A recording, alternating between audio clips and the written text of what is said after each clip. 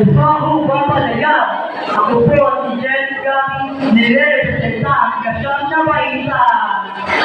Ako po ay masaya ng mga sali ng buwan ng Bika, isang pagdiliwang na nagbibigay pugay sa ating bisa at kultura. Ang aking soul ay katoosan ng kayo ay pangalay na sautog ng Mindanao na sumasalamin sa kayamanan at kaundahan ng ating kultura.